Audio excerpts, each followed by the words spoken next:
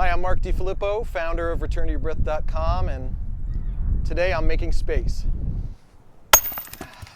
Breathe, don't have to man, I want you to breathe.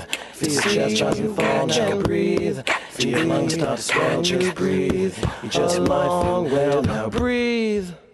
Austrian psychiatrist and Holocaust survivor Viktor Frankl once said, "Between stimulus and response, there's a space. In that space is our power to choose our response. In our response lies our growth and our freedom." And that space can be really hard to access, much less in a way that really gives us an opportunity to choose our response.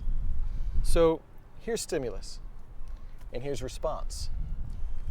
And here's the space in between, where we have an opportunity to choose what we want to do and choose how we want to act.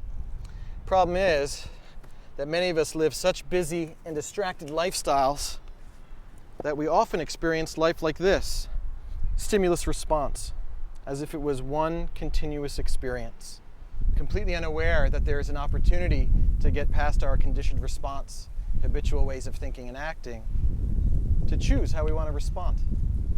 This is a job for mindfulness. The cultivation of mindfulness is not an act of brute force where we just jam in our awareness into our experience. It's a purposeful, intentional act of slowly honing and sharpening our focus and our awareness so we can see what's happening in any particular moment and choose our course of action. So the cultivation of mindfulness can act as a wedge that we could fit in the space between stimulus and response, and using right effort, begin to create a space within which we can choose. And over time, we may start to notice the stimulus before we immediately act with our response. But maybe the space isn't quite big enough and we respond our usual habitual way anyway. And we keep on practicing and honing our awareness and growing that space. And then maybe over time we start to realize what our habitual ways of thinking and acting look like. And after stimulus, and we wind up responding that same way anyway. And we continue to cultivate more mindfulness and we begin to create more space. And perhaps sometimes we forget, or we get tired, or we get a little bit lazy, and that space begins to close. And then we recommit ourselves to creating that space and cultivating mindfulness. And it opens up for us again and again.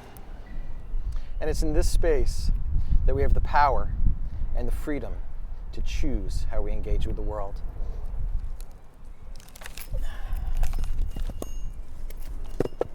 Until all we're left with is action, mindfulness, and response. Eventually we'll create a significant space where we have room to stop and think and consider who we want to be in a particular moment, how we want to act, what would be the most skillful way to respond instead of reacting to a particular stimulus. This is the space created by mindfulness. This is the space that begins to change our lives and get us out of the recurring script so that we can write a new one. And at the end of the day, maybe we let go of stimulus and response and just exist in the present moment.